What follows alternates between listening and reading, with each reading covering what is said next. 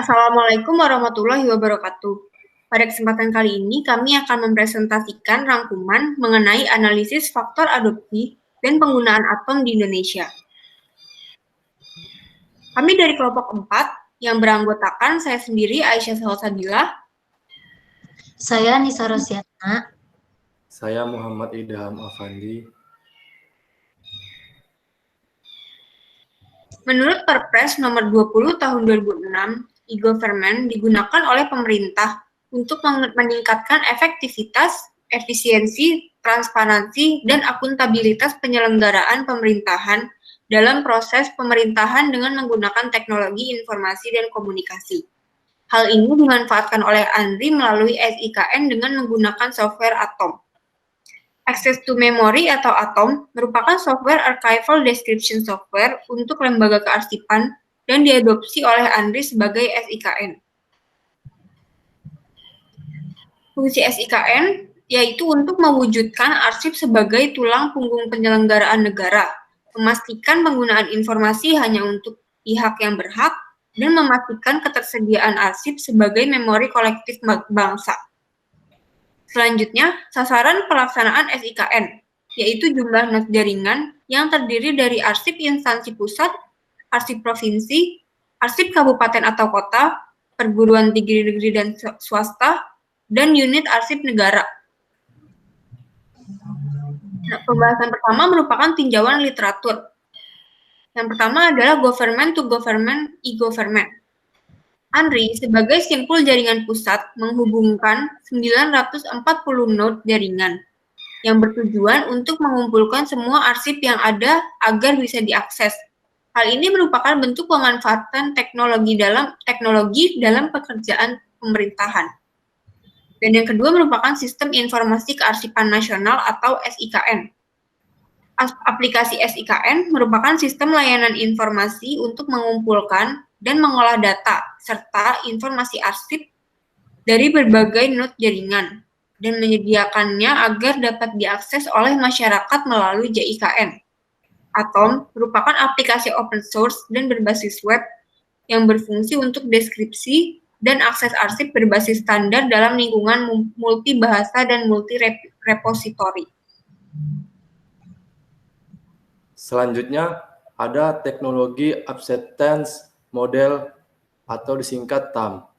Pengembangan TAM digunakan sebagai dasar untuk mengetahui pengaruh sikap, keyakinan, dan niat dalam penggunaan sistem informasi sebagai faktor eksternal.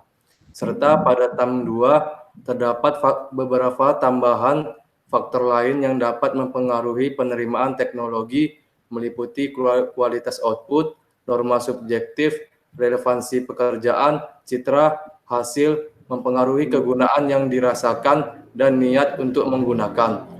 Kemudian ada Structural Equation Modeling atau disingkat SEM. SEM memungkinkan analisis antara beberapa variabel dependen dan independen secara langsung. PLS adalah metode statistik yang kuat karena data tidak boleh didistribusikan secara multivariat normal dan membutuhkan sejumlah kecil sampel. Partial Least Square Structural Equation Modeling atau disingkat PLS-SEM adalah pendekatan halus SEM yang tidak mempertimbangkan distribusi data. Penelitian sebelumnya. Pada penelitian sebelumnya terdapat 6 faktor yang mempengaruhi niat pengguna untuk menggunakan Electronic Document and Records Management System atau EDRMS. Yang paling berpengaruh ialah ekspektasi kinerja sebesar 16% dan faktor efeknya adalah harapan usaha karena hanya mempengaruhi sebanyak 10%. Penelitian lebih spesifik pada e-voting.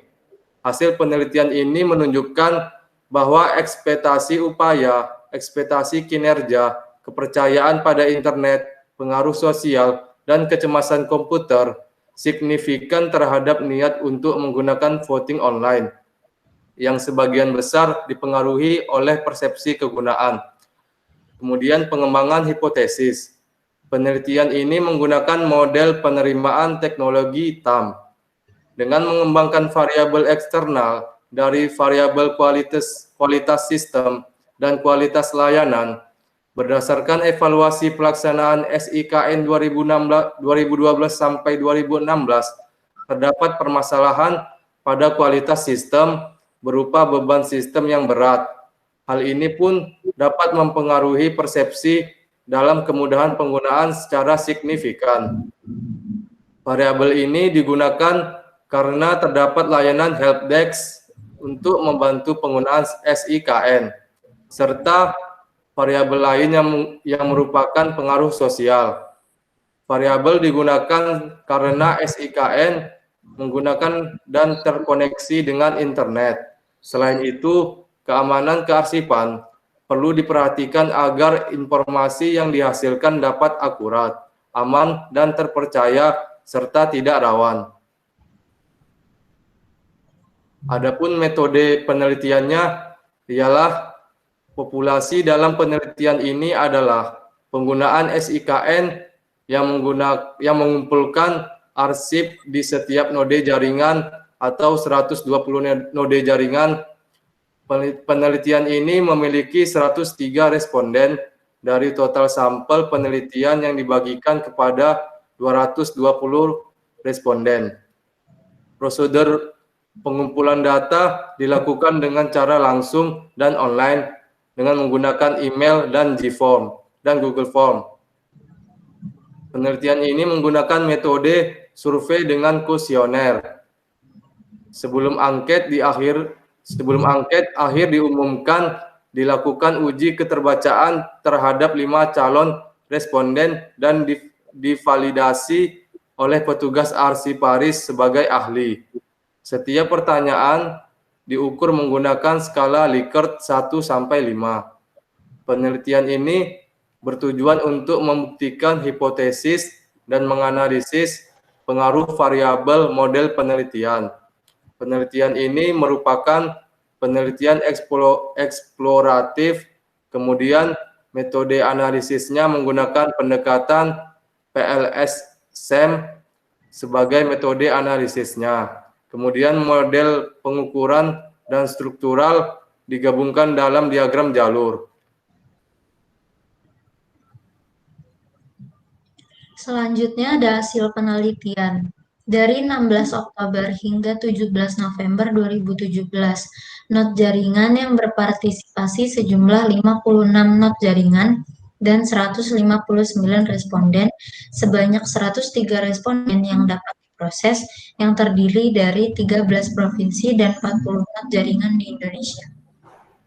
Data tersebut terdiri dari duplikasi 7, bukan not jaringan 7, tidak sesuai subjek penelitian 9, dan hasil kuesioner pencilan 33.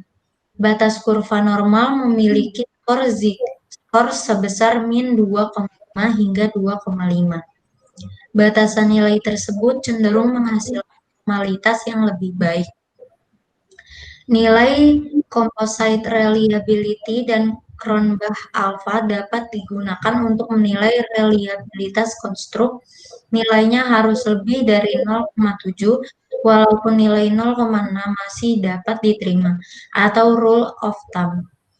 Dari hasil perhitungan diperoleh hasil yang lebih besar dari 0,7. Dapat disimpulkan bahwa alat ukur berupa kuesioner penelitian dengan konsisten menunjukkan keakuratan, konsistensi, dan ketepatan. Uji validitas dilakukan untuk mengetahui kemampuan instrumen penelitian dalam mengukur apa yang harus diukur. Validitas konvergen digunakan untuk menguji indikator suatu konstruk yang seharusnya berkorelasi tinggi, sedangkan validitas diskriminan digunakan untuk menguji indikator konstruk yang berbeda tidak boleh berkorelasi tinggi. Uji validitas konvergen dapat dilihat dari nilai loading factor untuk masing-masing indikator konstruktor dan varian rata-rata di ekstraksi atau AVE yang menunjukkan kesamaan konstruksi.